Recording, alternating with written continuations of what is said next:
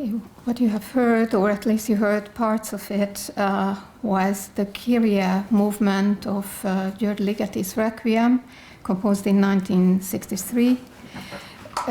This piece, the whole Requiem, which is a piece composed on the traditional Latin text of the Catholic Mass for the dead, is one of the most analyzed pieces of the later second half of the 20th century, because it is a structurally fascinating and perfect piece. For most part of the piece, it has 30 different voices. It's a 30 voice, well, sometimes it's not 30, but less. Sometimes it's even more canon, with using elements of medieval polyphonic techniques, elements of 12-tone, 20th century 12-tone technique. Now, when I taught this piece in my teaching and workshops, I worked out a special method to try to talk about emotions. I cannot get into that. It's a whole process that the students have to go through and we go through in class. And at the end of this process, I asked them to summarize in one sentence what they felt about the piece. And the reactions were very, very different. Many people felt it's the victims of the Shoah, people screaming out from flames or drawn into the sea. Some people felt that it's almost like a tsunami, some kind of natural disaster that's coming after you. Interestingly enough, the voices were heard alternately as the voices of the victims and as the voices of the murderers. Many people heard this as aliens, the voice of the aliens, and maybe some of you recognize it was used by Stanley Kubrick's Space Odyssey, representing the aliens there without paying royalty to Ligeti, by the way. And there were also people who felt this like strange animals, like spiders. But there were also people who felt that this music is a parody, that you just cannot take it seriously. You hear, you just cannot accept it. It's absurd. And there were also some who felt that they just can't feel anything. It's so extreme that you cannot feel anything. So I read a little section of what Ligeti told about this piece and about his art in general. In his text and in the music that I composed to it, there is my own fear, my real life experiences, and even more important, my terrifying childhood fantasies. This music is deep frozen expressionism. Deep frozen expressionism, that's an expression that comes back in his art. Exaggerated expressionism results in turning the screw beyond the limits set for it. I deprive both pathos and expression of credibility. With such overexpressive music, things get out of gear. I could say such music is somehow mad. I do not mean in the psychological sense of the word. It is mad because it overflows the banks. If pathos in a gesture is excessive, you can no longer register it. What Ligeti wanted here emotionally and in his art was, as he said in many other writings, to come to terms with his own fear, which he only could do if he exaggerated to fear, if he exaggerated the images to such a point that it becomes almost ridiculous, that it becomes alienating. What interests me, however, is not this also interests me. It's a very big topic.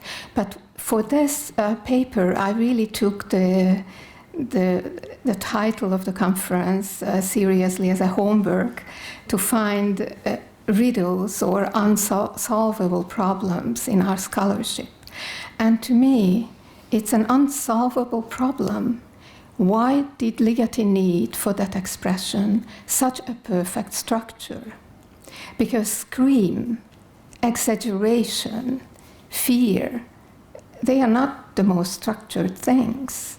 And yet he set this idea in a 30-voice, absolutely perfect structural music, even recalling medieval techniques. And in the Middle Ages, these kind of techniques, he's using the talea, which is part of the isorhythmic motet, for those of you who know what this might be. In the Middle Ages, these techniques were used to express just the opposite, to express the balance and the structuredness and the eternity of the cosmic world. So it seems to me that this structure is actually a wall. It's a barrier to get to the meaning, to the music. And this is actually what happens, because if you open musicological works, they all analyze the structure, and there is absolutely no connection between the impression of the audience. There is the structure, hours of analysis of structure, and then you don't feel the structure at all. You feel something else entirely. Now, when after a long period of trying to analyze the emotional meaning of this movement and other movements, in one class I said, okay, now we put all this aside and we analyze the structure. Just the structure and only the structure. And I went by analyzing all the 30 voices, all the inversions and the retrogrades and the transpositions and whatnot, and it's very, very complicated. And in the middle of that class, when we arrived to, I think, the inversion 32nd, the 32nd inversion, one of the students began to cry. I mean, with real tears. And we all had tears in our eyes. And at some point, it became quite clear that there is no break between the structure and the emotion. The structure, this over and total structuredness, is actually part of the emotional message. The apocalypse is frightening precisely because it's structured, because you cannot run away from this structure. It gets you. You cannot stop it. It's like a mechanism, like tsunami, really like a mechanism that's going according to its own natural rules.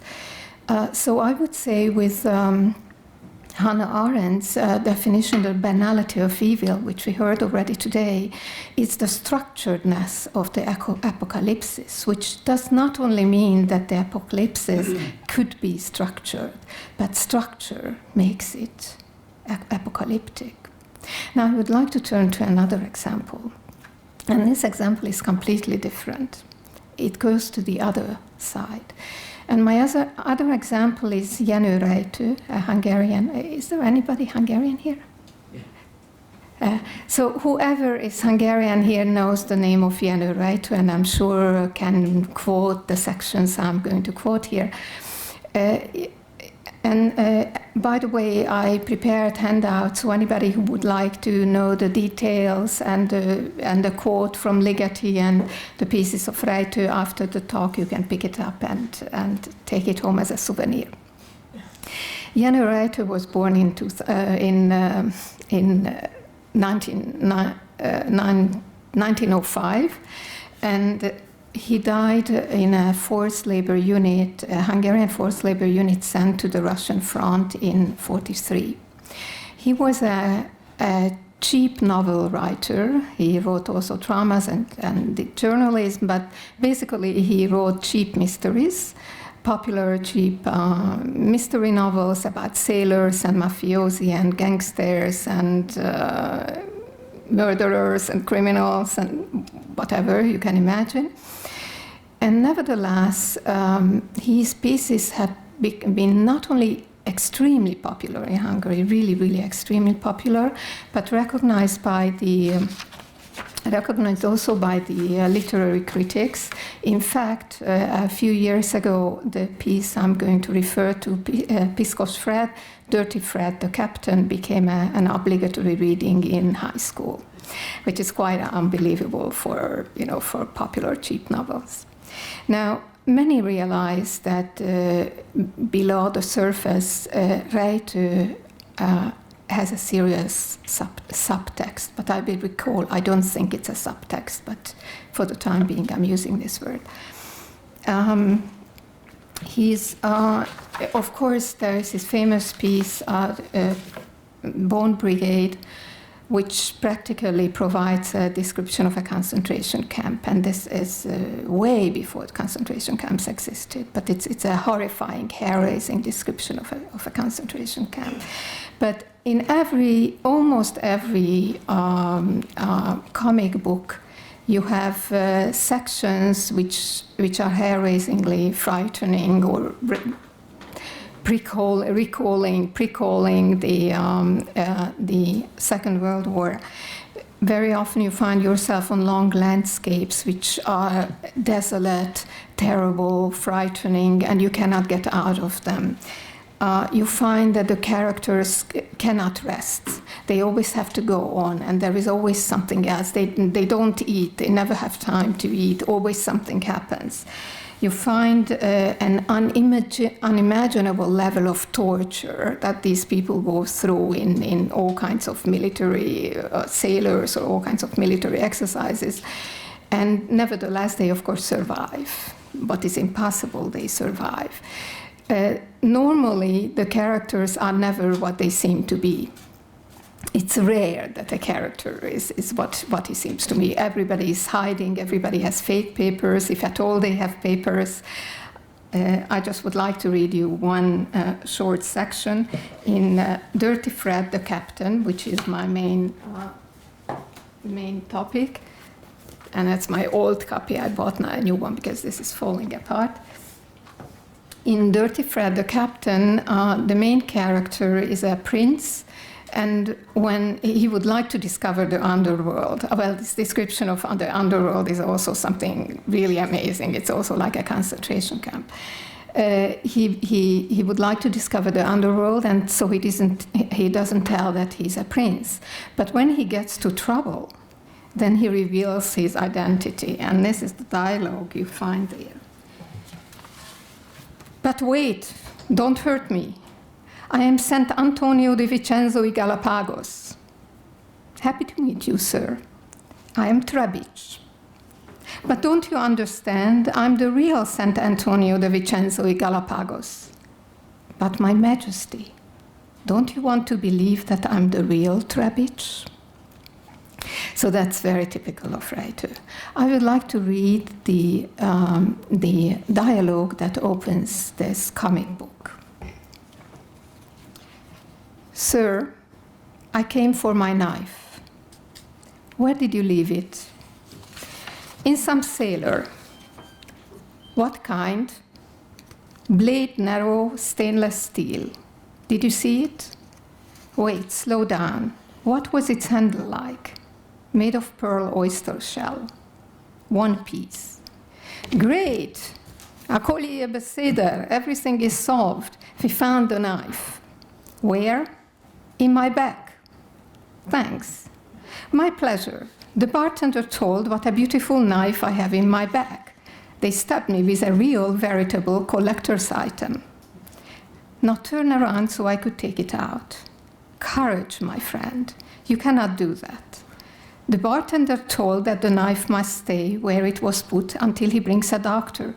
Otherwise, I bleed to death. But dear sir, I'm a poor man, and in such a hurry.